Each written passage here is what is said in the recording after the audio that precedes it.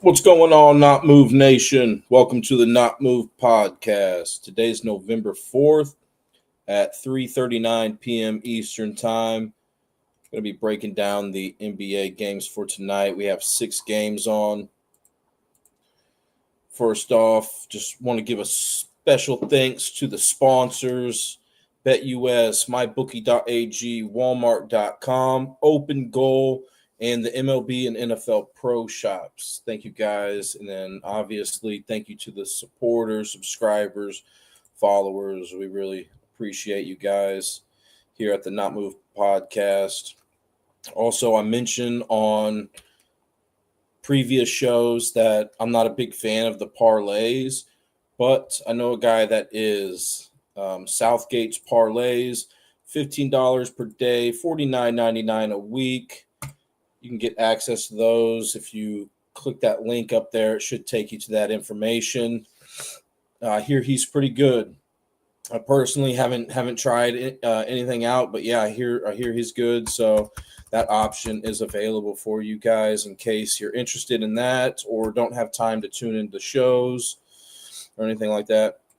And then, yeah, I apologize for not being there on Sunday morning or yesterday, Monday. Just had some stuff going on. Hopefully, you guys understand. But here we are back in the lab. So, I feel more comfortable with spreads and money line plays than anything.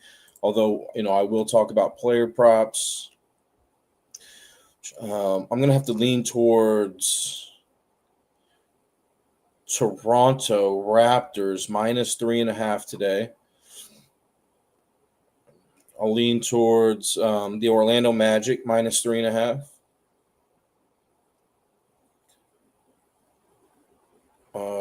Philly and Chicago, I don't know. Charlotte and New Orleans Pelicans, I don't know. Phoenix and Golden State Warriors, got to lean towards the Golden State Warriors -9.5. And then I'm going to have to lean towards Oklahoma City Thunder -7.5. I think my favorite play today will be the Golden State Warriors -9.5. I don't love it, but that is my favorite play today. Now let's go break down these injuries. Giannis Antetokounmpo, power forward for the Milwaukee Bucks, is probable with a knee issue. We saw him probable, I believe it was the Halloween game. He was probable, and about an hour before tip-off, they ruled him out. So definitely a player worth monitoring if you're interested in that game. And then LaMelo Ball, point guard for the Charlotte Hornets, is out tonight with an ankle issue. Zion Williamson, power forward for the New Orleans Pelicans, is questionable. By the way, I'm getting this information from the FanDuel Daily Fantasy app. I think they do a great job with player injury updates, and it looks like that their player injury updates are identical to rotowire.com, ROTO, wire.com. I'm sure that they probably have some sort of a partnership or something like that. Yeah, Zion Williamson, questionable for the Pelicans tonight with hamstring soreness, left hamstring soreness. Kawhi Leonard, questionable tonight, small forward / power forward for the Clippers. Questionable just, with rest, injury management, load management. Jimmy Butler, questionable tonight with a back issue for the Warriors. And this was, they're saying that it was a late addition to the injury report, which generally is not a good sign.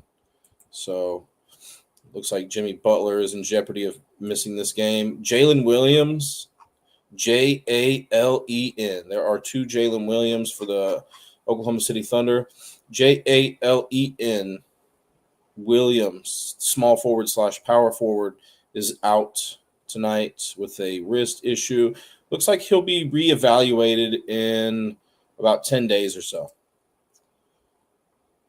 Paul George, Philadelphia 76ers, small forward / power forward, out Doesn't look like he's been on the court at all this season. Brandon Miller, shooting guard / small forward for the Charlotte Hornets. Looks like he'll be out. And yesterday, they said that he will be reevaluated in about 2 weeks. So it looks like he's going to miss some time there. Jalen Green, shooting guard / point guard for the Phoenix Suns, has been ruled out tonight. Hamstring issue. Still hasn't taken the floor this season. Kobe White, point guard / shooting guard for the Chicago Bulls, is out with a calf issue, and he hasn't seen the court this season yet. Dylan Brooks, shooting guard / small forward for the Phoenix Suns, is out tonight. Pirtle, the center for Toronto, is questionable due to a back issue.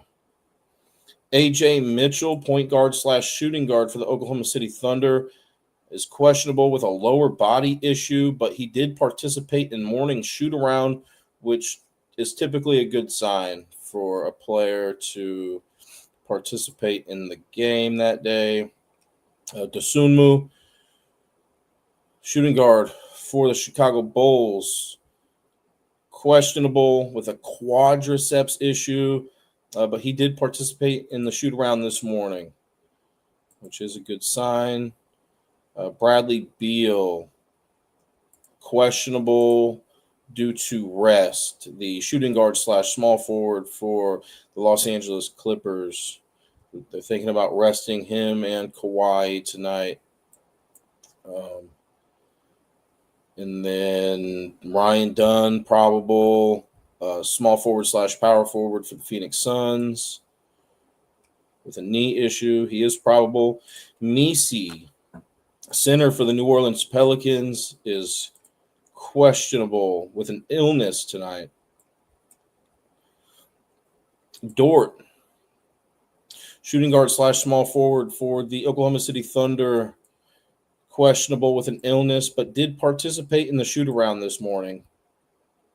Jalen Williams, Jaylen, power forward / center for the Oklahoma City Thunder, took part in the shoot-around this morning. He has a shoulder issue. But once again, there are 2 Jalen Williams on Oklahoma City. Jalen is out. Al Horford out, center for the Golden State Warriors tonight with a toe issue. Moritz Wagner, center for the Orlando Magic, out with a knee issue. And, Trae Young, Atlanta's going to be missing him for a little bit of time. Looks like they'll reevaluate him here in about a month. He has a knee issue going on. And that just about does it for all the notable injuries. There's a few more injuries here I'm not going to list, but if you're interested in looking at every injury, I think that RotoWire, ROTO wire.com, does a great job with their player injury updates. If you guys have any questions, feel free to ask. I'm going to be going over some player props. All right. So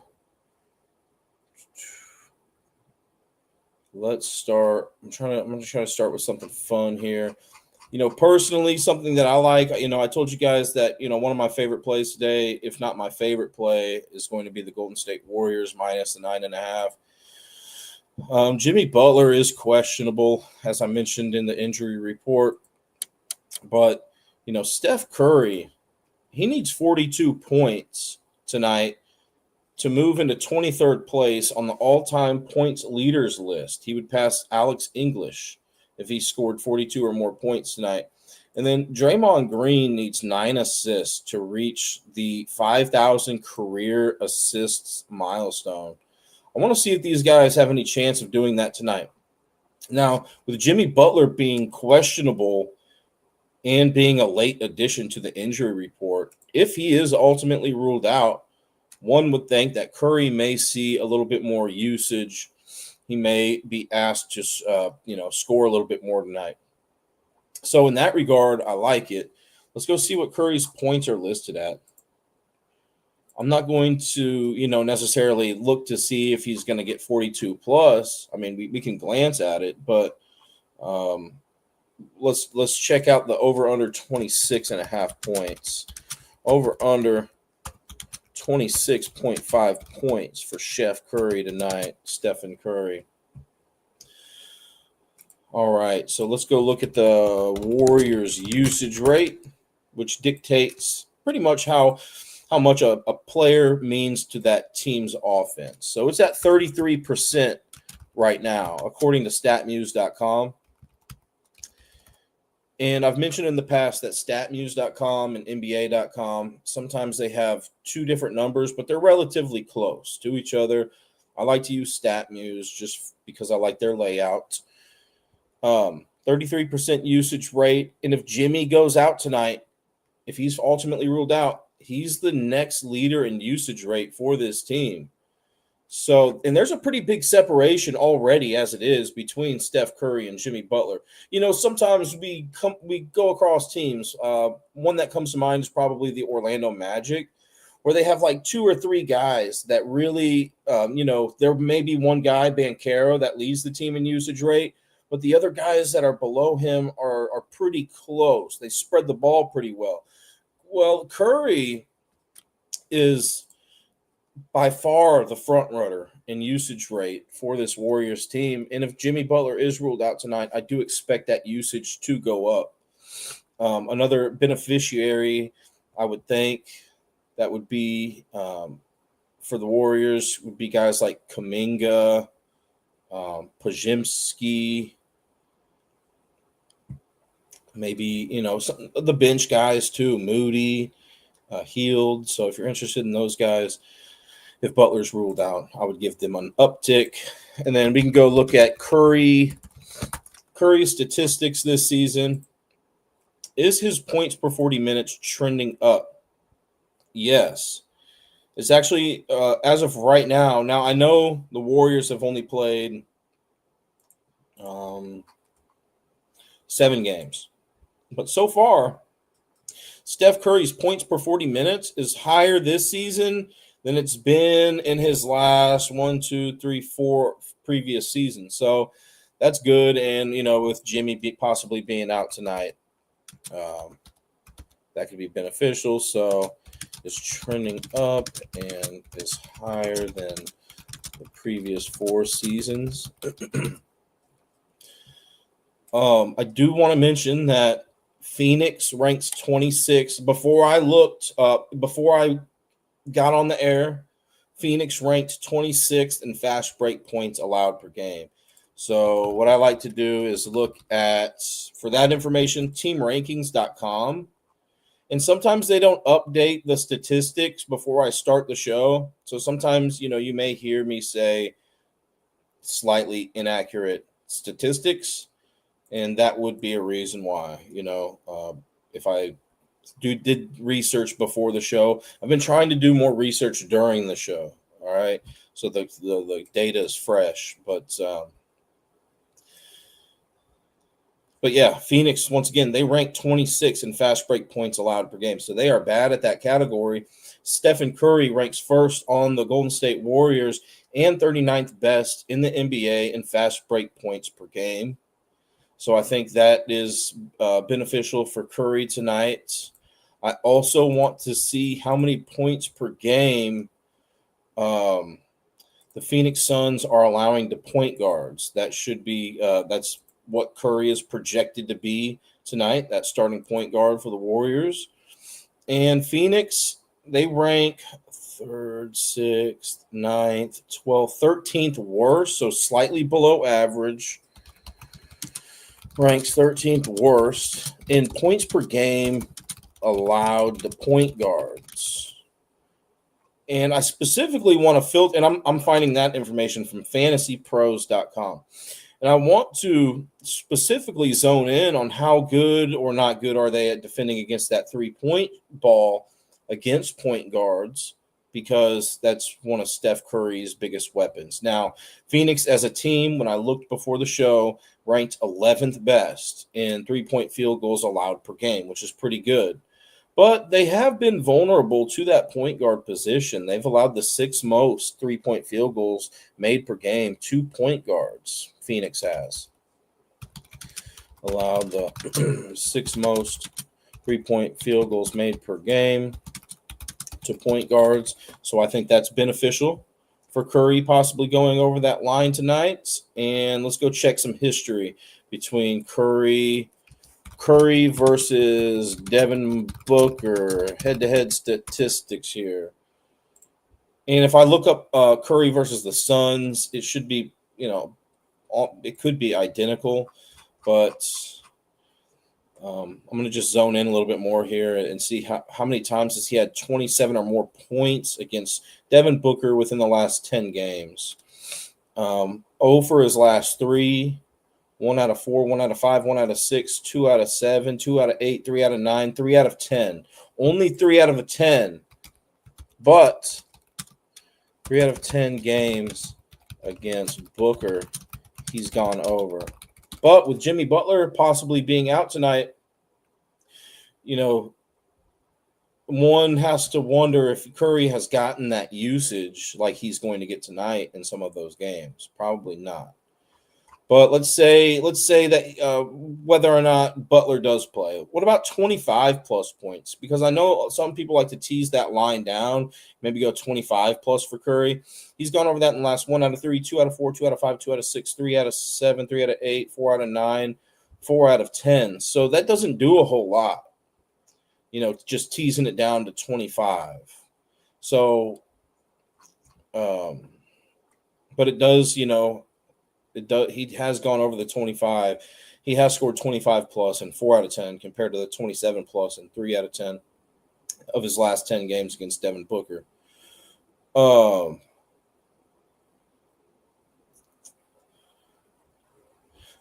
I just want to know real quick, how many times has Curry had 42 or more points against Devin Booker throughout his entire career? I mentioned at the start of this analysis that Curry needs 42 more points to move into 23rd place on the all-time points leaders list. So let's say you wanted to take Curry for 40 plus tonight. How many times has he done that against Booker? He's done that against him I'm trying to find 40 plus, let's say. 1, 2, 3 career games out of 25. So just based on that information alone, I'll go to actionnetwork.com and use their odds calculator. So I'll do 25 divided by 3 in the fractional odds. So just based on that statistic alone, if you were going to take Curry for 40 plus points tonight, just based on that statistic alone, the true odds on that would be plus 833. So if you're not getting plus 833 or better on 40 plus for him, you may want to do a little bit more shopping. Let's see what it is on this book. Plus 930. So I think just based on that, and has Curry had usage like he's going to in the previous games that he's done that against Booker than tonight. But let's go look one more thing. Curry versus Suns statistics. Let's just go check out Steph Curry versus the Phoenix Suns in his last 10 games. And how many times has he had 27 or more points against them? 2 out of his last 10. Or excuse me. No, 2 out of his last 10 games. So, the history is a little bit concerning, but I think it's a pretty decent spot. I like it. Like I said, I like the Warriors tonight. I like Curry going over those points. I think him to get 40, 42 to reach that all-time points leader, past Alex English on that all-time points leader list is very doable if Butler's out. And I like his fast break advantage. Now, what about Draymond Green assist? I also said that Draymond Green could reach a milestone tonight if he gets 9 assists, and I actually liked what I saw from Draymond Green with his history against Devin Booker when I was just browsing earlier. Been kind of busy today, but it's kind of like every day. But let's go look at Draymond Green versus Devin Booker head-to-head statistics. Let's also go look at Draymond Green statistics over here. Now, if Jimmy Butler is ultimately ruled out, that gives Draymond Green one less guy to pass the ball to. And they may ask Draymond to focus on scoring a little bit more tonight. But his assist per 40 is up this year than what it was last year, but ultimately it's lower than what it's been since the 2015-16 season. So looks like there were a couple of seasons in the early 2020s where he was focused on assisting a lot more, but it looks like that's just trending a little bit down here. But I don't think it's too concerning.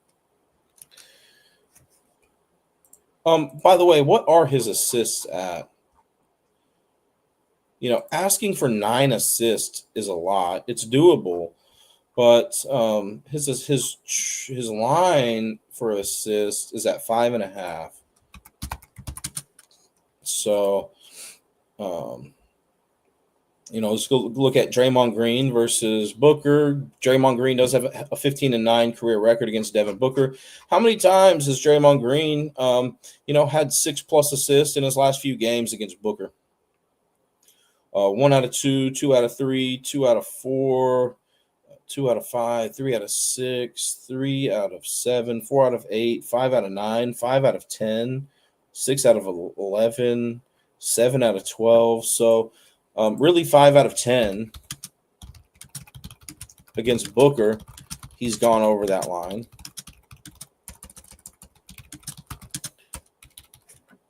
And then how many times, if you're feeling, ambitious, how many times has he had 9+ against him? 1 out of 3, 1 out of 4, 1 out of 5, 1 out of 6, 1 out of 7, 1 out of 8, 2 out of 9, 2 out of 10, 3 out of 11, 4 out of his last 12 games. So what's that? 25% or something like that. 4 out of his last 12, 33.33%. So I'm looking at some games. Draymond Green has had 10+ assists against Devin Booker. In fact, the first 2 games that these guys played against each other, Draymond Green had a triple-double in both of those games. Also, Phoenix as a team ranks 20th, so they're below average in assists allowed per game. Draymond Green ranks first on the Warriors in assists per game and 19th best in the NBA. Now, he's projected to be the starting power forward tonight. And when we filter this over here on fantasypros.com by assists and look to see how the Phoenix Suns limit assists by power forwards, Phoenix has actually done a really good job in defending against that this year. They rank 5th best. But I wouldn't be surprised to see Draymond play a little bit of center tonight. Let's say he does. Phoenix has allowed the most assists per game to centers this season, according to fantasypros.com. So I think Draymond Green going over the 5.5 assists is doable. I like Curry over the 26.5 points more.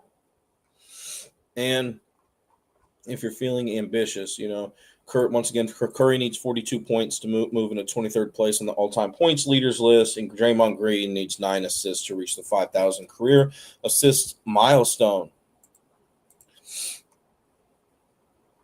With that being said, I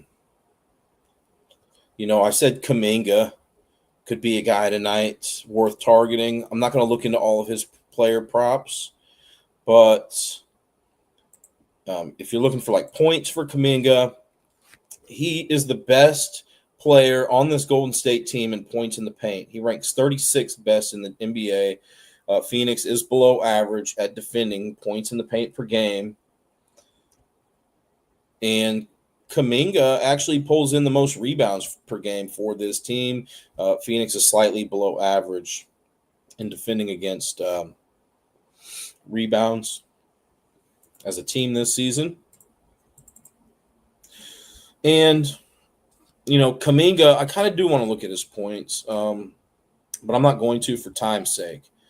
So Phoenix ranks second.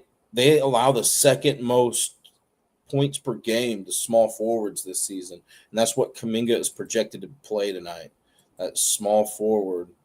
So I do like his points in the paint advantage. We talk about that all the time, about how important it is, how I think a points in the paint advantage is typically bigger than like a fast breaks per game advantage. And then the rebounds, Phoenix allows the fourth most rebounds to small forwards. So if you got Kuminga on your radar tonight for points and or rebounds, I could see that happening. I kind of like what I see so far with that information.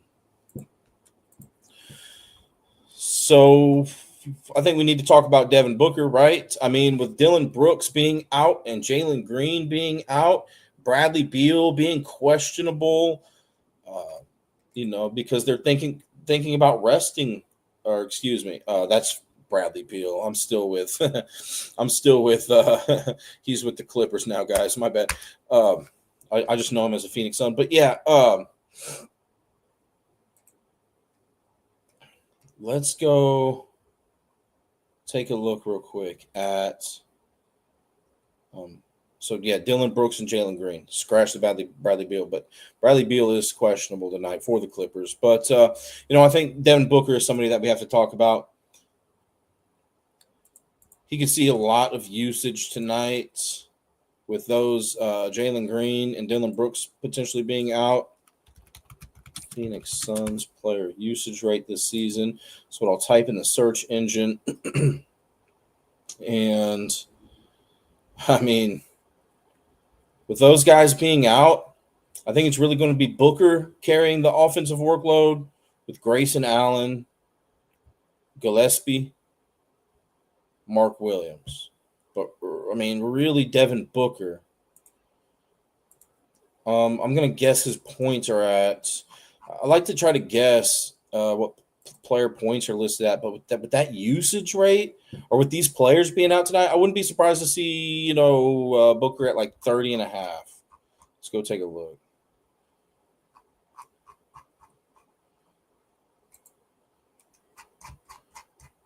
Over under 28 and a half. Kind of close. So Booker over under 28 and a half points. He is projected to play the starting point guard position tonight. Let's go see how many points per game Golden State has allowed to the point guard position. They've allowed the 7th most this season.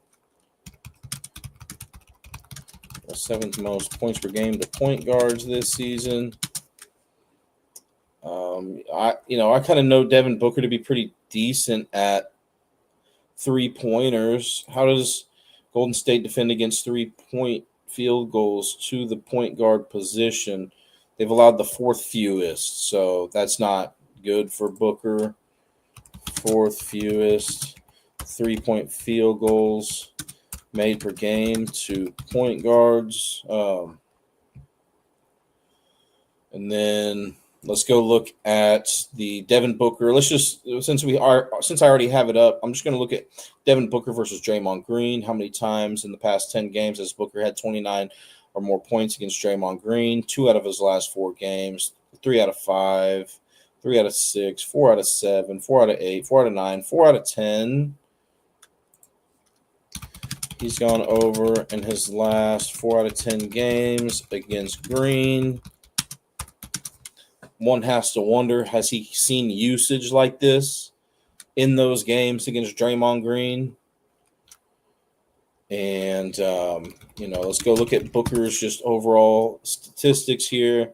His advanced statistics. His points per 40 minutes is at a career high right now.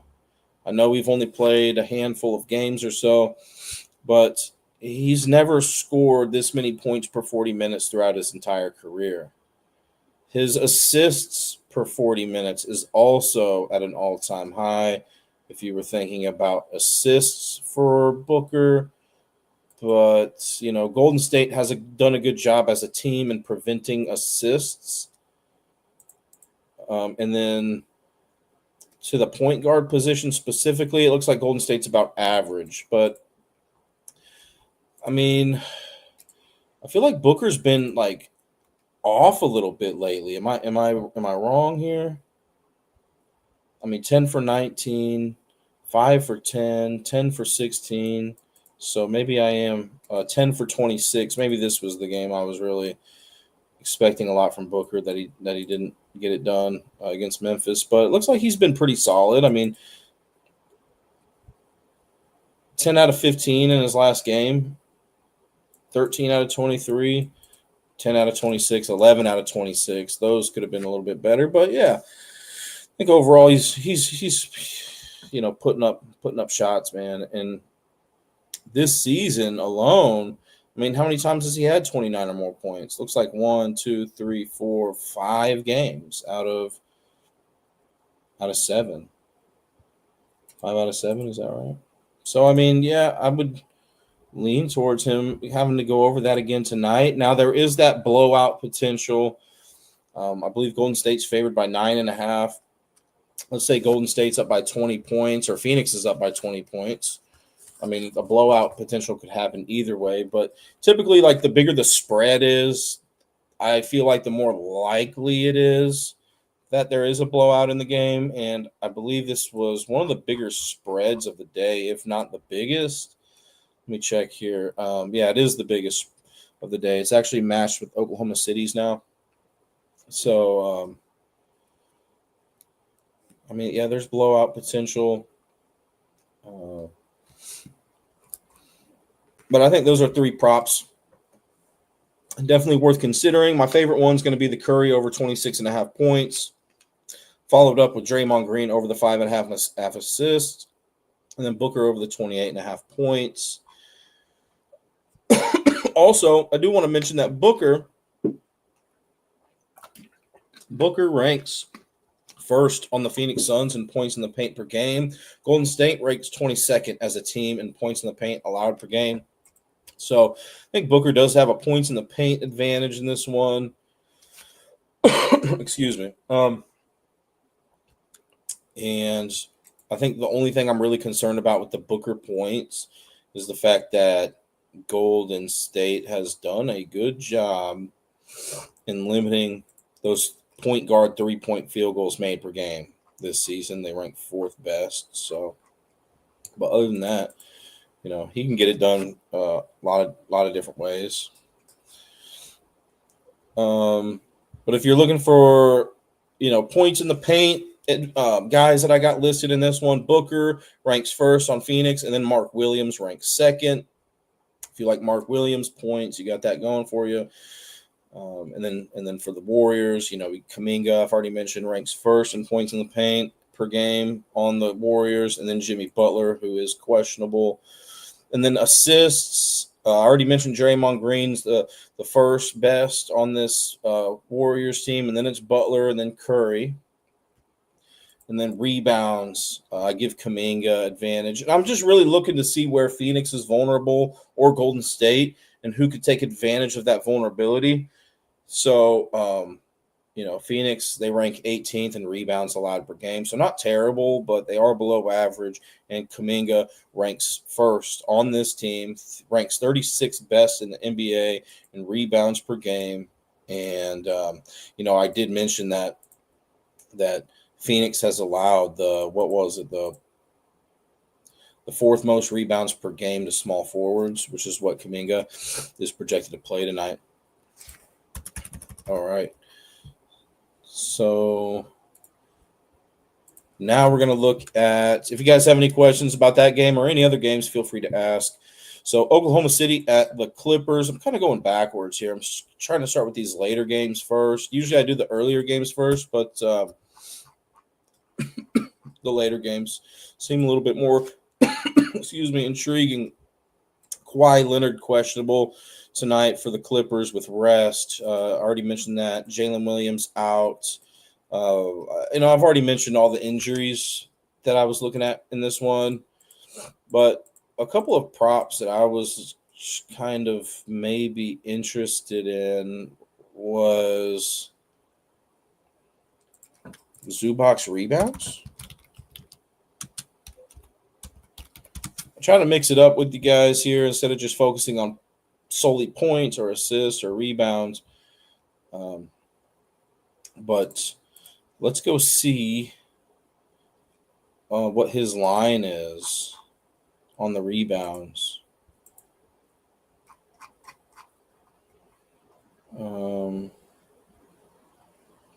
Zubac over under 10.5 rebounds.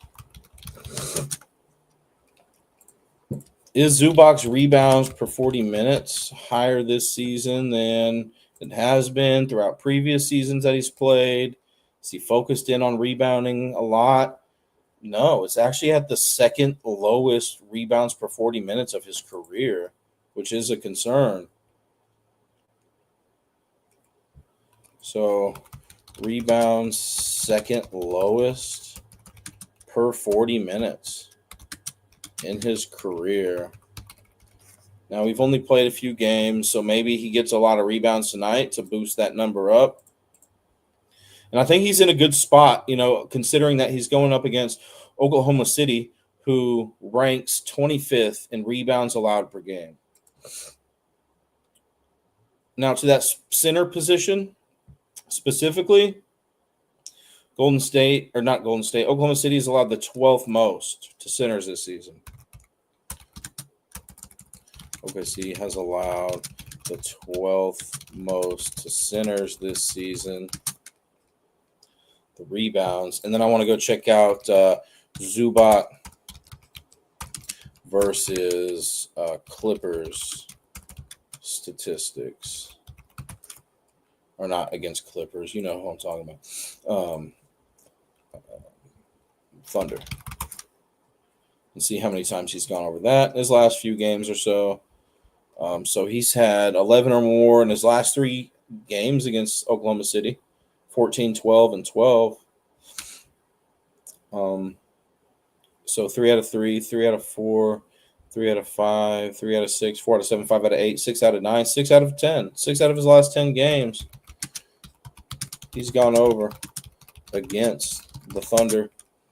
And I don't know I just can't remember at the top of my head how long Hartenstein's been playing for Oklahoma City. So I think it's worth looking up, Zubac versus Hartenstein head-to-head statistics. Also, I was just kind of glancing at it earlier. Obviously Chet and Hartenstein are always like rebound candidates, but the Clippers have done a great job at limiting rebounds to opposing teams this season. They rank 3rd best at that category. But I would probably lean more towards Chet because his rebounds per 40 is gradually increasing and is at a career high this season. It's also lower than Hartenstein's. So, and I was kind of looking into those before I got on the show here. I don't love either one of them, but I would have to lean towards Chet over the 8.5 rebounds more than Hartenstein over the 9.5. But let's focus on the matter at hand here. We're focused on Zubac. He's had 11 or more in his last 2 out of 3 games against Hartenstein, 2 out of 4, 2 out of 5, 3 out of 6. 3 out of 6, 3 out of 7 career games. There was one of these games he played, 19 minutes and didn't record any rebounds. So that's kind of weird. But, yeah, 3 out of 7 career games. I think that's solid. Yeah, I think he could do it. If you like Zubac's rebounds tonight, maybe don't let me necessarily steer you away from it. I'm just a little concerned that his rebounds per 40 minutes is the second lowest it's been in his career. I also wish Oklahoma City was a little bit more vulnerable to rebounds allowed per game to the center position specifically. But, as a team, they were bad at it last year, and they're still bad at it this year. They allow a lot of rebounds. I would have to lean towards Zubac going over that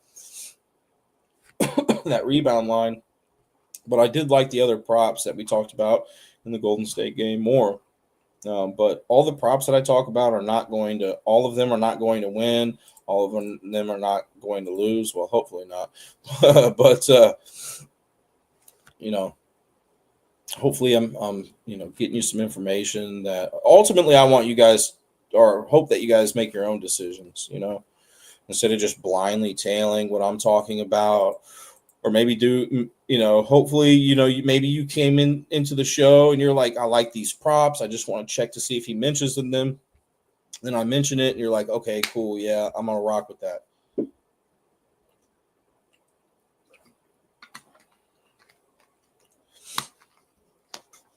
All right. And it also just kind of shrinks your research time down. You don't have to spend as much time on your own research. You can do some research on some other things. Once again, I feel a little bit more comfortable in money lines and spreads than I do player props, but I like talking about player props.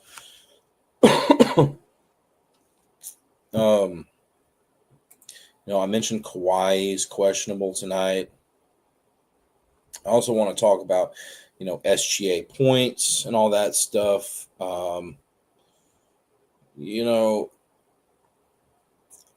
Just by glancing at this, I would probably have to lean towards SGA getting assists more than anything tonight.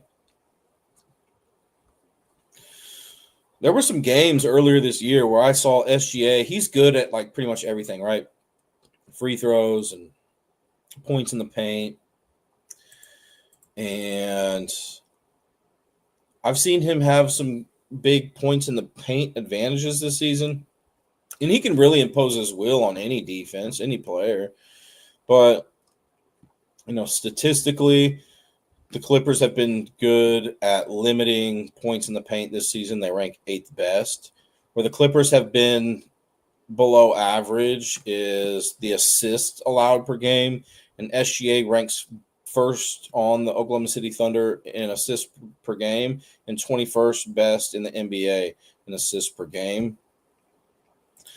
He is projected to be that starting point guard tonight for the Clippers, and the Clippers have allowed the most assists per game to opposing point guards, which makes me want to go look at SGA dimes. Let's go check it out. SGA dimes listed at 7.5 at plus chicken. So SGA over under 7.5 assists at plus 115 at this book that I'm looking at. So I'm thinking that some books may have it at 6.5 or so. And then let's go take a look at SGA versus Clippers statistics. Didn't he used to play for the Clippers?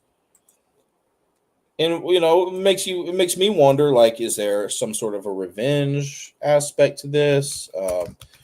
SGA statistics. Let's just go take a look real quick. I think he did used to play. Started his career off with the Clippers, if I'm not mistaken. Yeah, the 2018-19 season. He started his career with the Clippers. Did the Clippers trade SGA?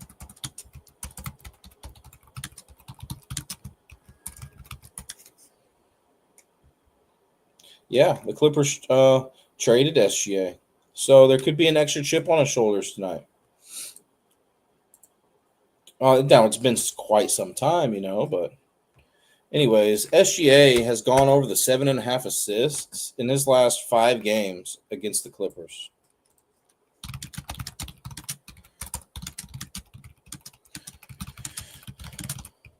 He's gone over in his last 5 games against the Clippers. And really, it's 5 out of 10. But his last 5, he's gone over that. I think that's solid. Let's say you got it to really 6.5 and 7.5. just based on these numbers that I'm looking at, really isn't that big of a difference. I mean, it could be, but it doesn't change much here. It doesn't change anything at all. He's gone over the 7.5 assists and the 6.5 assists the same amount in his last 10 games against the Clippers. But if you want to take that line to 5.5, he's gone over that in the last 6 out of 10 games against the Clippers. And then I just want to see what his assists per 40 minutes are looking like this season. Is he dishing the ball a lot?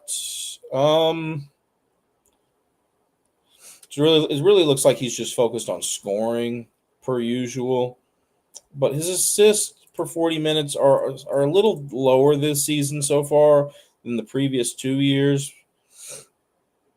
Not significantly lower. And I also think with, Jalen Williams being out and, let's say AJ Mitchell or Dort or let's say one of those guys are out again. They're questionable, but let's say one of those guys are out. Maybe he takes on a bigger offensive workload. There's also would be less guys that he could assist to. There's also that blowout potential, but SGA assists, man. I mean, I can't get over the fact that the Clippers, they're really bad at defending assists by point guards and assists as a team. I mean, I'd have to lean towards him getting it. I mean, what prop would I lean towards not that we've talked about already? I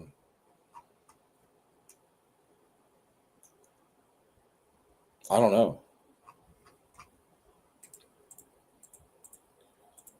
Probably the Zubac rebounds over the 10.5 would probably be the prop so far that we've talked about that I'd be the most skeptical about. But, I think this is worth a look. SGA over 7.5 assists at plus money. I think it's worth a look. What else do we got here?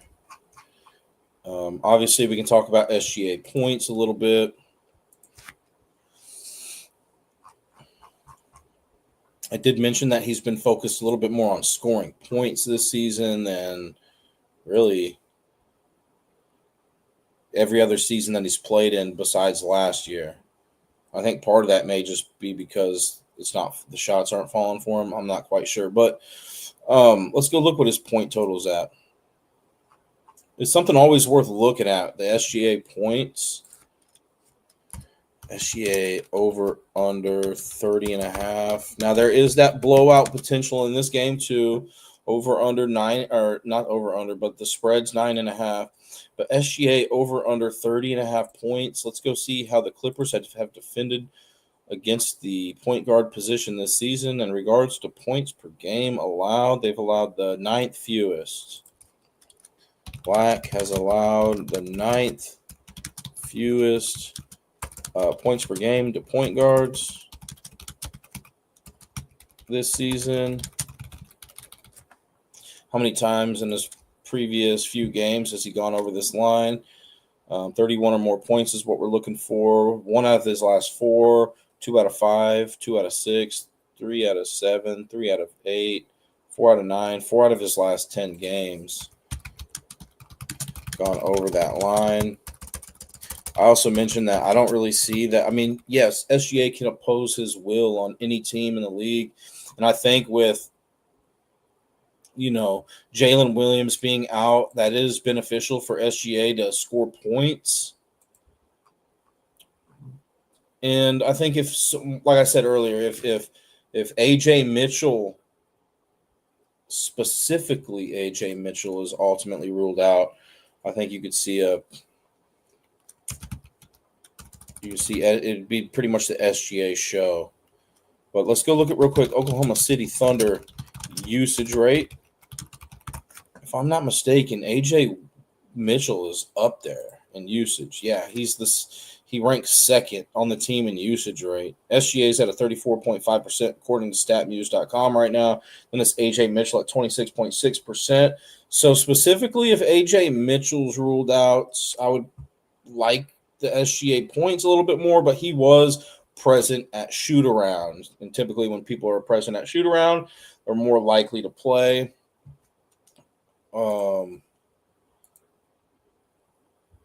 And then I just want to look up real quick SGA versus James Harden. SGA versus James Harden. SGA versus Harden. And I'll also look at 30-plus points instead of the over 30.5. I'll look at the 30-plus because I know some people may be thinking about taking him 30-plus tonight. But how many times has he got 31 or more against James Harden? One out of his last 3 games. 2 out of 4, 2 out of 5, 3 out of 6, 4 out of 7, 5 out of 8, 5 out of 9, 5 out of 10. So 5 out of 11, 5 out of 12, 5 out of 13. So, I mean, that's something that I'm a little skeptical about tonight is SGA getting 31-plus points. I would have to lean more towards his assists unless AJ Mitchell's ruled out. But it looks like he's more likely to play tonight than not. How many times has he had 30-plus against Harden? It's the same. It's the same. And I know that both of these guys are capable of getting triple-doubles. I just want to see if anybody has had a triple-double against each other in the last 10 games between these two. They were getting close. James Harden had one against him back in 2021. But, you can make that call. Like I said, SGA started his career with the Clippers, so maybe he's playing with a little bit of extra chip on his shoulder tonight for some reason. But he has played several games throughout his career against the Clippers. So I don't know why tonight would specifically make it like more meaningful than those other games, but I don't know. Just going to let you make the call there. In case I didn't mention it, Oklahoma City has won their last 5 games against the Clippers. And, both of these teams, from my understanding, I'll look up defensive efficiency in the NBA for this season. I know these teams were good last year. Oklahoma City is the best defensive team this season. When I'm looking at teamrankings.com and I look up team defensive efficiency, yeah, I'm looking at Oklahoma City ranks first, and the Clippers actually ranked 23rd. So Clippers have been dropping a little bit this season. But,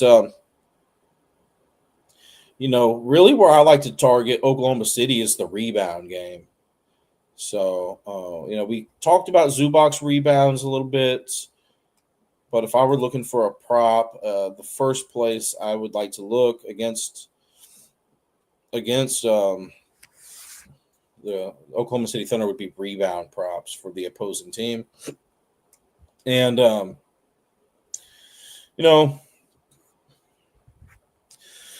the Clippers have been bad as a team at defending against the three-point ball. But I don't think, Oklahoma City is necessarily a three-point sharp-shooting team.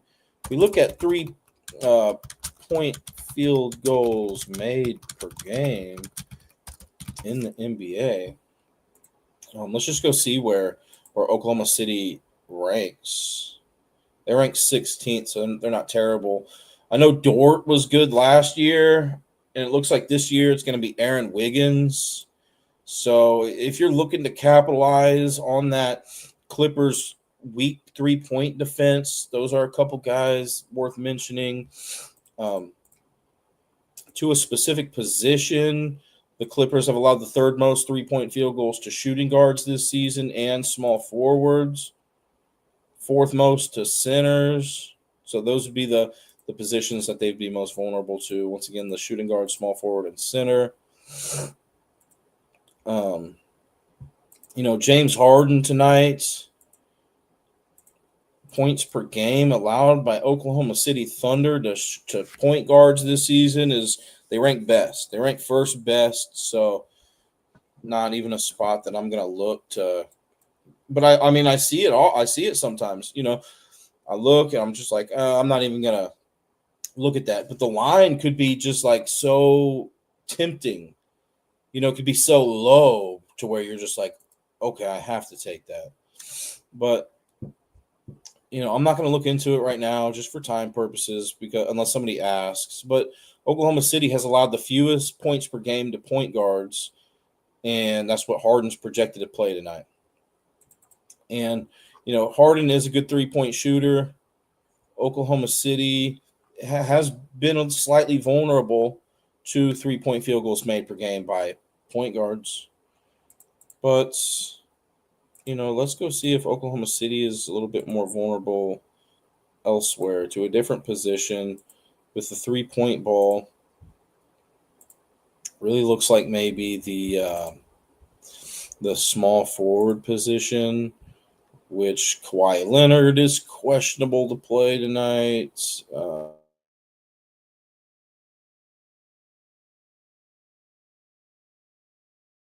And if he is ruled out, maybe Harden is going to have to chuck up an extra couple, 3 or 2.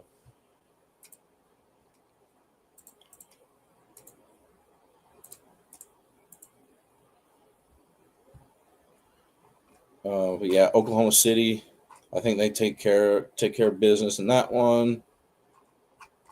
And then let's go look at some other props.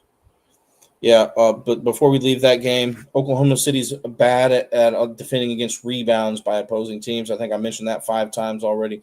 The Clippers are bad at allowing assists. Both of these teams are below average at defending against the 3-pointers per game. The Clippers are slightly below average in fast break points allowed per game. Isaiah Joe would be the guy that could benefit from that. He ranks 10th best in the NBA in fast break points per game. I don't see a huge advantage for him there, but I do see a decent advantage for him there. And that's about it.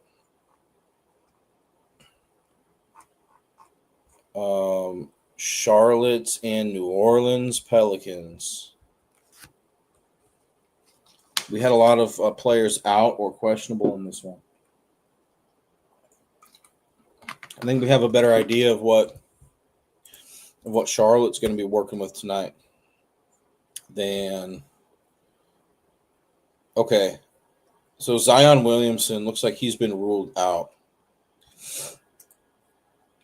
and so is Misi, the center for the Pelicans.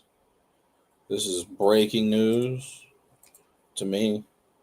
Before I started the show, these guys were questionable, and I'm seeing that Misi illness will not play the 21-year-old center for the Pelicans.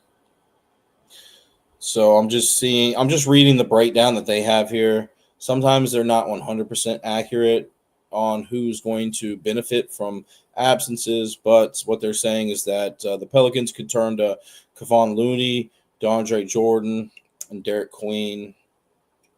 With Misi being out, the center for the Pelicans. And then Zion Williamson is expected to miss at least 1 week, is what I'm seeing here. Expected to miss at least 1 week. So Zion out tonight.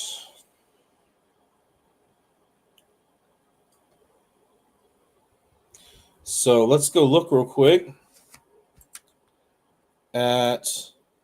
let's look at the Pelicans. Pelicans usage rate.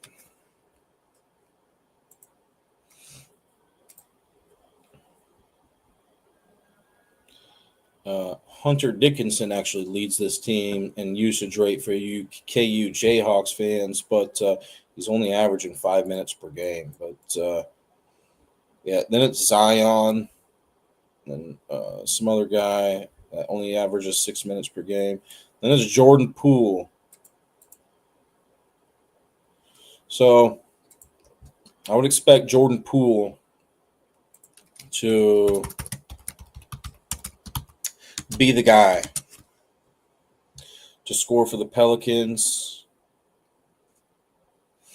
And then probably Fears. But man, I think I remember like Trey Murphy getting a lot of usage last year. I don't know what's going on with him this year, and I don't know anything. I don't know a lot about Jeremiah Fears, but I do think that he could see some increase of usage tonight. Him and Jordan Poole are real close to each other in usage rate. So if you like either of those guys, and I do see that Poole, may have a 3-point advantage. Charlotte ranks 22nd before I looked, before I came onto the show. Hopefully, the teamrankings.com website was updated when I looked, but there is a possibility that it wasn't. But when I did look, Charlotte ranked 22nd in 3-point field goals allowed per game. And Jordan Poole is projected to be that shooting guard tonight for the Pelicans. And Charlotte has not been specifically vulnerable to that shooting guard in regard to 3-point field goals allowed per game. It looks like there's been slightly above average. And then points allowed per game to shooting guards. Charlotte's been slightly above average at defending against that. What about this Fears guy? See, but the thing with Fears is I don't have as much information to work with guys like Fears. But man, Charlotte's been doing good at defending against that point guard position. But LaMelo's out tonight. That could change a lot. They've been pretty good at defending against that point guard position too, at least the 3-pointers. What about what position has Charlotte been bad at defending against? The center position? With Messi being out, looks like Kevon Looney's going to get the nod there. So if for some reason you're thinking about Kevon Looney points tonight, you got that going for you. Charlotte's allowed, what was it, the second most points per game to centers. But I'm really interested in like Jordan Poole.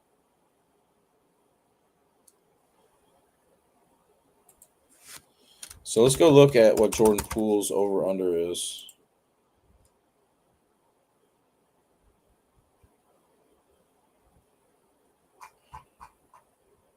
They may have just taken his points down, so I don't know what his over-under is.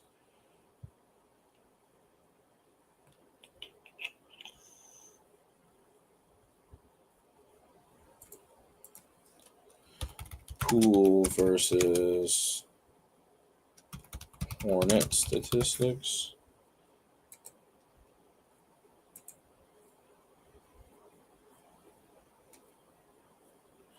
He's had 24 or more points in 2 out of 3, 2 out of 4, 3 out of 5, 3 out of 6, 3 out of 7, 4 out of 8, 5 out of 9, 5 out of 10 games against the Hornets. 24 or more points. So I think it's got to be lower than that to be interested in the Poole points. This is an ugly game. This is an ugly game, but that you could find some good value here in this one.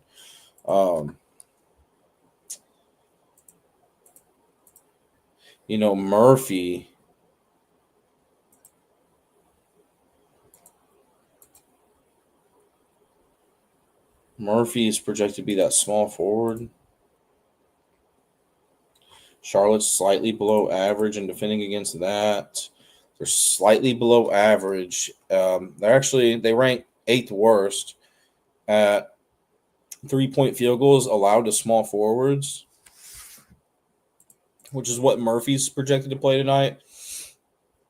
And he ranks 33rd best in the NBA, second best on the Pelicans in 3-point field goals made per game. And really, I think Charlotte, they've done a good job at limiting points in the paint this season, points in the paint per game, I should say. Fast break points allowed per game, they've been good at limiting. Really, where Charlotte's been struggling is 3-point field goals allowed per game and assists allowed per game. Assists allowed per game. New Orleans, they've been struggling with points in the paint allowed per game, but Charlotte doesn't have a guy playing tonight that's in the top 50 in points in the paint per game this season. That doesn't mean that somebody's not going to step up. That very well could happen. But, I'd give Colin Sexton a good fast break advantage in this one. The Pelicans have allowed a ton of fast break points per game. Sexton ranks 24th best in the NBA, first best on this Charlotte Hornets team in fast break points per game. Also, this Knipple guy, I mentioned Charlotte's vulnerable to three-pointer. Well, the Pelicans have been allowing more three-point field goals per game. And with LaMelo Ball being out tonight, Knipple and Miles Bridges could benefit from that, specifically shooting three-point field goals, not just scoring points. Knipple and Miles Bridges. Knipple, small forward. The Pelicans, how have they done? They've done good at limiting the points per game to small forwards. It's probably one of the only positions that they've probably been good at, just based on how bad their defense probably is looking. But what about three-point field goals to the small forwards by the Pelicans? Below average. And then what about to the power forward position? So Knipple's projected to be that small forward, but power forward Miles Bridges is projected to play. And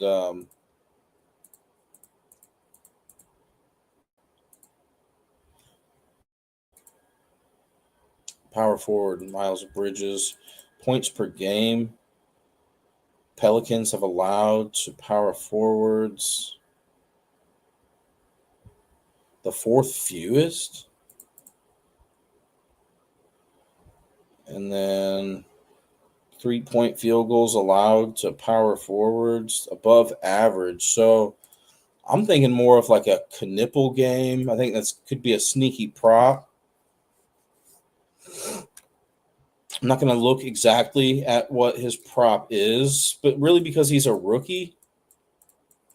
But if we look at the Hornets player usage rate, once again, the usage rate pretty much dictates how important a player is to that team's offensive production. Brandon Miller leads this team, and then LaMelo Ball. These guys are out. Trey Mann, but he's only averaging 20 minutes per game. KJ Simpson, 17 minutes per game. But then we have, Miles Bridges, 23.9%. Who would probably, I mean, his points will probably be listed higher than any other Hornets tonight, would be my guess. He's at 22.5 right now. Sexton is at 20.5, which makes sense with this usage rate. And then I would guess it would be Knipple. He's at 14.5. Trey Mann at 13.5. Yeah. So, Jeremiah Fears. I kind of forgot about him. Oh, that's with the other team. My bad. Robert Jones, Kramer. Yeah, I mean, I think, the Pelicans, but Zion's out. So there's just a lot in the air, with Zion being out. Are the Pelicans as good at defending against the power forward position? What about let's go look at Miles Bridges versus Herbert Jones. I mean, that should be the guy who's on him. Miles Bridges versus Herbert Jones. Head-to-head statistics. And let's just go see, just kind of how he's done at shooting the three ball against Herbert Jones. Miles Bridges. Herbert Jones versus Miles Bridges. They played 4 career games against each other. Miles Bridges had 19, 27, 16, and 26. Miles Bridges, 3 for 7 downtown against him in his most recent game in 2024. 2 out of 8, 2 out of 6, 4 out of 8. So not like a huge sample size here.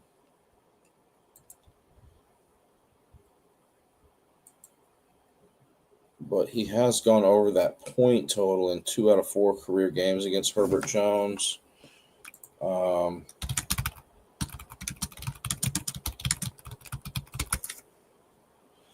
And I just typed in the search engine here. I said, "Is Herbert Jones a good defender?" I mean, you may know that better than I do. I don't know. So I typed it in the search engine here, and it says, "Yeah, I mean, Herbert Jones is considered an elite defender." So that makes me, a little bit more skeptical about Miles Bridges. Makes me want to look at, Knipple and or Sexton. And I did mention that Sexton has that fast break advantage. I'd say he has a pretty significant fast breaks advantage. And he's projected to be the point guard tonight. How have the Pelicans defended against that point guard position? They've allowed the 5th most points per game to point guards. So that really might be the guy tonight. Sexton. I think I'd have to lean towards him or Knipple the most here.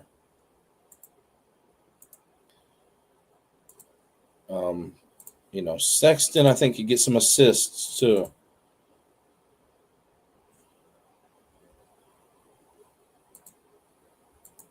The Pelicans, I mentioned earlier, they ranked 25th in assists allowed per game. With LaMelo being out, Sexton is that next guy, that next leader for this Pelicans team in assists per game. And Sexton ranks 31st in assists per game in the NBA this season. The Pelicans have allowed the 8th most assists per game to the point guard position. So I think, Sexton assists could be interesting tonight. I almost like Sexton assist more, though, if like LaMelo Ball was in and Brandon Miller was in. It just really depends on what that line is, But I think he may be asked to score a little bit more tonight and pass a little bit less. Now his over under, I just want to look at it real quick, is 6.5.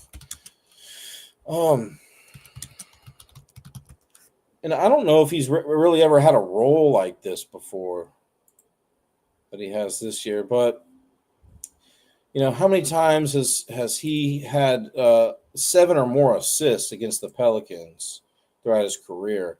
One time in 11 games. So it makes me kind of think more of the points. He's had 22 or more points in his last 3 games against the Pelicans. And that was back when he was playing for Utah, where he was getting, 24 minutes per game, 30 minutes, 32. And, this season, what did we say he was getting? 26 minutes per game. So he had, 22 points in 24 minutes back in 2024, January 23rd, 2024. So, I think that line is pretty spot on with Sexton's points. I think it was at 22.5 or something like that.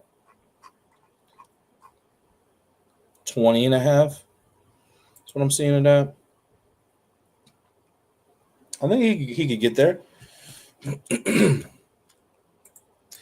I'd probably feel more comfortable with his points than assists, once again, because there are those guys out tonight, and I think he'll need to be more of like an offensive focal point than a facilitator tonight.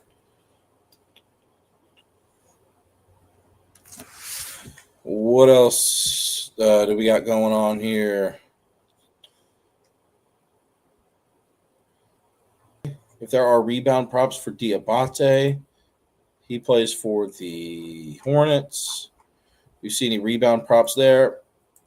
I think Diabate could get some boards. His over-under is at 7.5. The reason why I say that is because the Pelicans allow the second most rebounds per game to opposing teams. Diabate, the Pelicans allow the fifth most to opposing centers.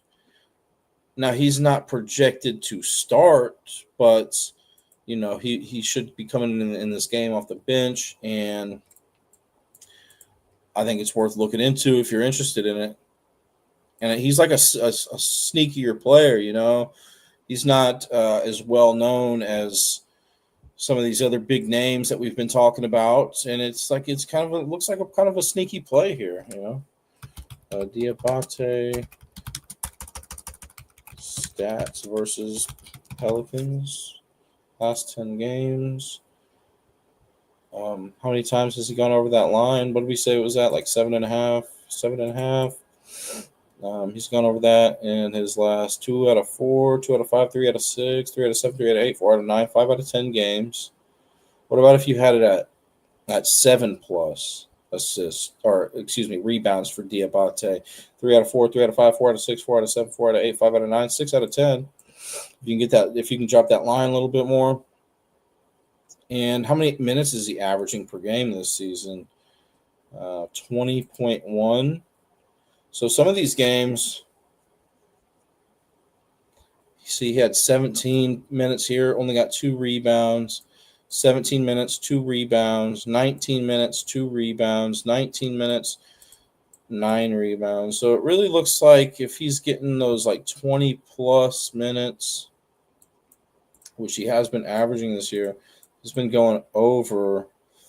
And Diabate statistics, I feel like he's doing a good job at getting rebounds this season. He does rank second best on this Charlotte team in rebounds per 40 minutes. Or not rebounds per 40 minutes, but rebounds per game, I should say. And he's actually been scoring this year too. So, and with LaMelo being out, he could maybe see a little bit of increase of usage here. I did mention, and if I didn't, the Pelicans have allowed the 4th most points per game to centers.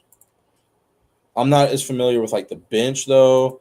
I would kind of look up if you're interested in bench players. I would almost go to like and I don't know where you necessarily get bench statistics, but I think it can be really good. Let me just type into the AI here. I don't use AI a whole lot, but for my sports research, but I think it could be beneficial for us. Which NBA teams, and it's usually a little outdated too.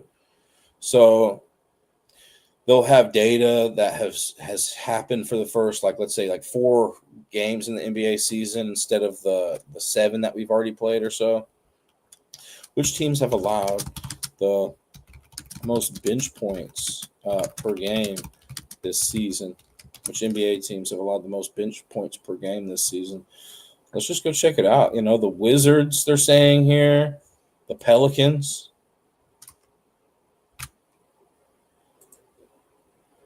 And the Pelicans have allowed the 4th most points per game to opposing centers. What's Diabate's points total at? I mean, it's a sneaky play, right? But I could see him getting a little run tonight. It's at 9.5.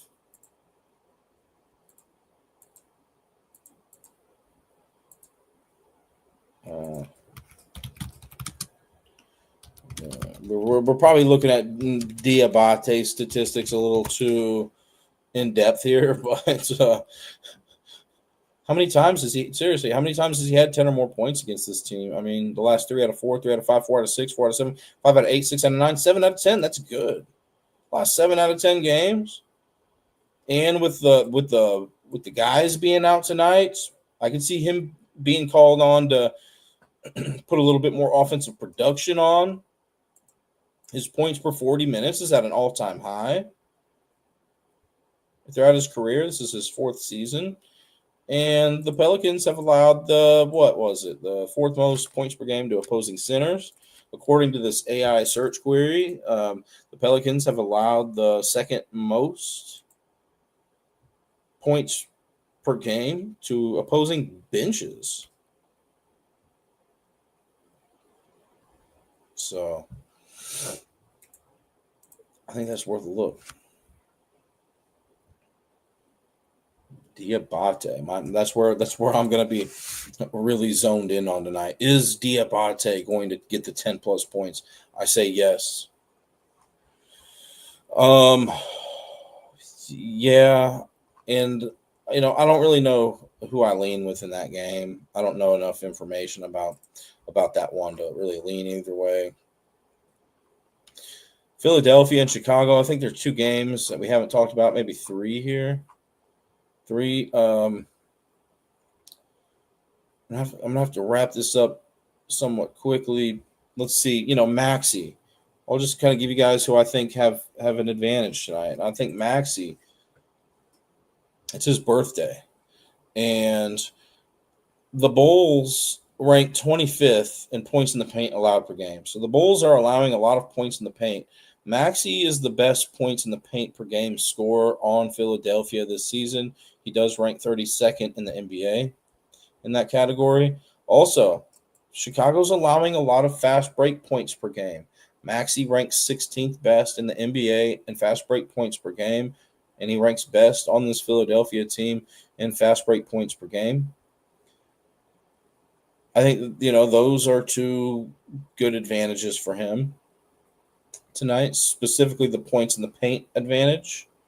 And then Giddey, I think Giddey has a points in the paint advantage. Philadelphia hasn't been as vulnerable to as Chicago has been in points in the paint allowed per game.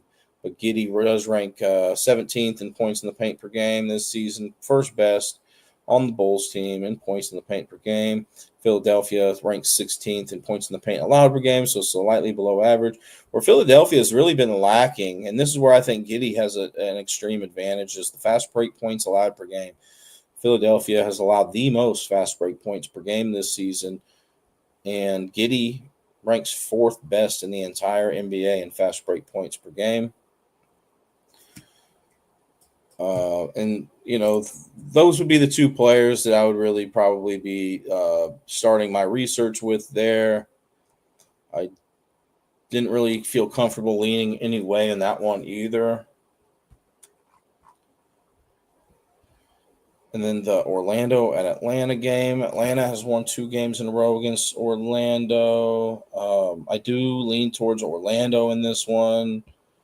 I think, Franz Wagner and Banchero both have some pretty decent advantages in this one. Same with Jalen Johnson in regards to points in the paint and fast break points. Specifically, I think Jalen Johnson has a couple good advantages in this one. I mean, the points in the paint, he could eat the points in the paint up tonight. If this statistic about Orlando seems to be true, and it looks like it probably is. I mean, I know they're missing Moritz Wagner, and that could be a big reason why they've allowed a lot of points in the paint this season, but Orlando, I think, ranked 2nd best in limiting points in the paint last season. They ranked 2nd worst this season, so that's a big change. And I would think would probably have something to do with Moritz Wagner being out, and he still is out for this Orlando Magic team.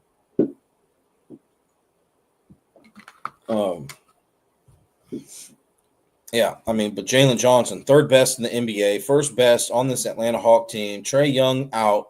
I think he has an extreme points in the paint advantage in this game. And I do think Franz Wagner and Banchero have a points in the paint advantage, just not as significant as Jalen Johnson's. But Franz Wagner and Banchero do have the fast break advantage, and they are better at scoring fast break points than Jalen Johnson, although I do think Jalen Johnson has a slight fast break advantage as well. If you like Banchero rebounds tonight, Atlanta ranks 22nd in rebounds allowed per game this season. But, Jalen Johnson with Trae Young being out could be called on to take that offensive charge. I think Alexander Walker, I think I mentioned him on a previous show. I think he's got a fast break advantage tonight as well, bigger than Jalen Johnson, really, because that's where Alexander Walker has been scoring a lot of his points. Look, he ranks 14th best in the NBA in fast break points per game. And Orlando ranks 27th in fast break points allowed per game. So, but let's just go look real quick. Instead of giving you like a general, with those guys, I kind of threw out a lot of names there. Let's just go see if we can like pinpoint a little bit better spot of where to target here. So let's go see where Atlanta has been vulnerable in regards to points per game allowed. See where this defense has been vulnerable. Looks like really to the shooting guard position. They've allowed the 6th most points per game to shooting guards. So, Desmond Bane, he's not on my list, I think because he's more of a 3-point shooter. And Atlanta has done a good job. They're above average at defending against the 3 ball this year. It looks like they're slightly above average at defending against that 3 ball to that specific position that Desmond Bane plays.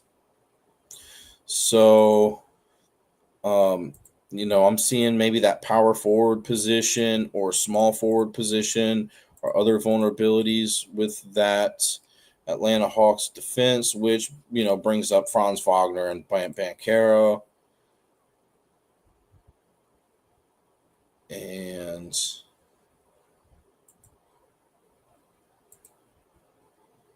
I think both of those guys are in good, pretty decent spots here. Wagner and Banchero. I would maybe look at like Banchero's history against Jalen Johnson, maybe a little bit.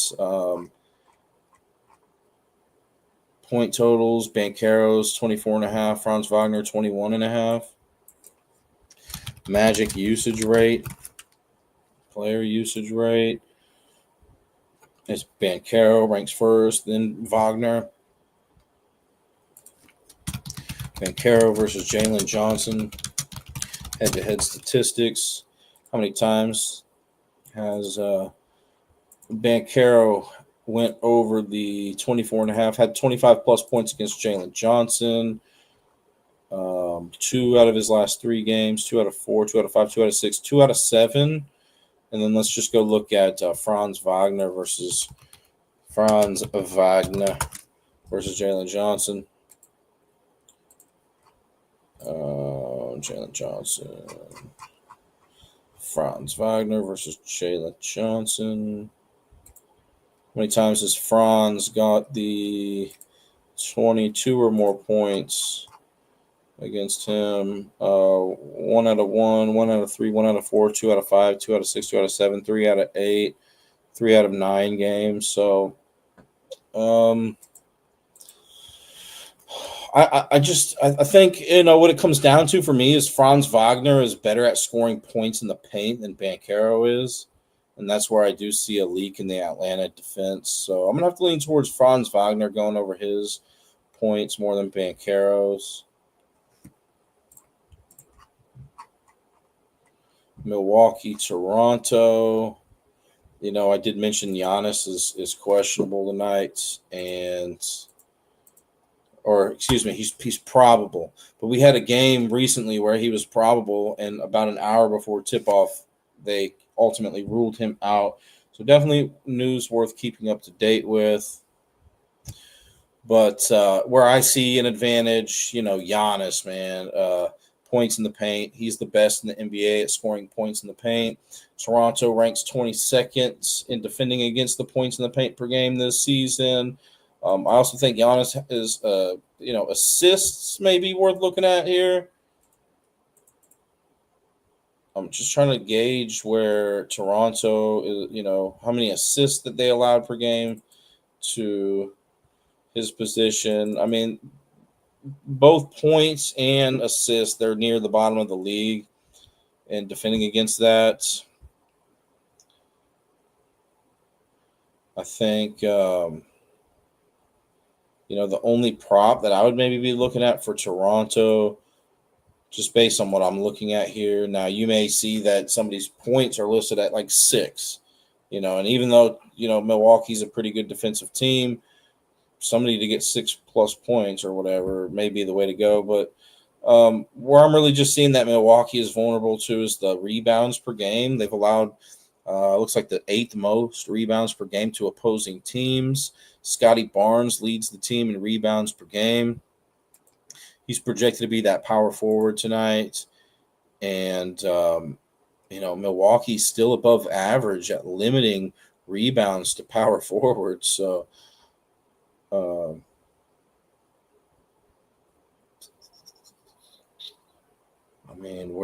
where is Milwaukee vulnerable to the rebounds? The small forward position and shooting guard position. So Ingram and Barrett rebounds. But I don't know. Barnes can slide over to that small forward a little bit. I think with the NBA, we look at these positions and sometimes you'll see guys that maybe we look into positions a little bit too much. Maybe, instead it needs to be like guard versus forwards versus the center position, like split them up into 3 different categories instead of 5. Because some of these guys can slide over and play something else. I mean, we see LeBron running point from time to time. So, especially with like injuries and stuff, you'll see players playing different positions. So, but yeah, overall, I'd be looking at Giannis in that game, Barnes with the rebounds potentially. I think that's about it there. But yeah, thanks for joining today, everybody. Once again, my favorite play is going to be the Golden State Warriors minus the. Let's go see what it is now. And I want to look to see real quick if there are any other injury updates before I get out of here.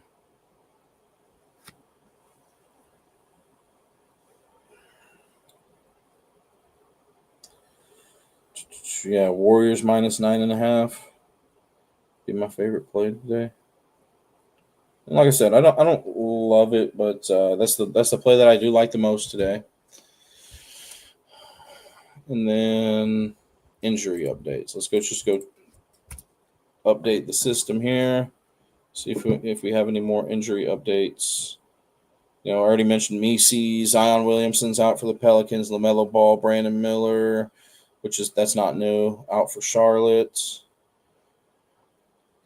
Jimmy Butler questionable. Al Horford out. Dort questionable. AJ Mitchell questionable. Jalen Williams, Jaylin for OKC is questionable. Bradley Beal is out, and so is Kawhi Leonard for the Clippers. So I would expect, guys like Harden and Zubac to see an increase of usage. Kind of already talked about that a little bit. All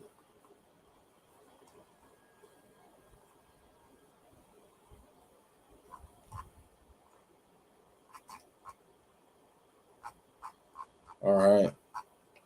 Yeah, but the most notable injuries I think to keep up to date with now is going to be Giannis for Milwaukee, power forward. He's probable, but I would be checking in closer to game time to see if he is playing. Pirtle, center for Toronto, questionable. Jimmy Butler, questionable. And then Dort. Jimmy Butler for the Golden State Warriors, questionable. And then Dort for Oklahoma City. I think those are the major ones keeping up to date with. But anyways, yeah, thank you so much for joining, guys. And let's look to see what tomorrow's slate looks like.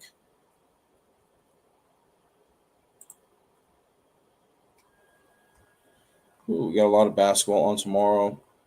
I would say it's more likely than not that I do a show tomorrow. Just kind of depends what's going on. I try to get on here as much as possible and help you guys out as much as I can. So I do my best to be as consistent as possible with you guys. A special thanks to our sponsors, BetUS, MyBookie.ag, Walmart.com, Open Goal, and the MLB and NFL Pro Shops. Thank you guys so much. Thank you to the followers, subscribers, and supporters. We really appreciate you guys. Good luck tonight, and probably see you here tomorrow, if not real soon. So thanks again. Take care. This non-casual podcast may not be reproduced, retransmitted, or reused without the authorized written consent of the Not Move Podcast Network. Thank you, and we hope you enjoyed today's broadcast.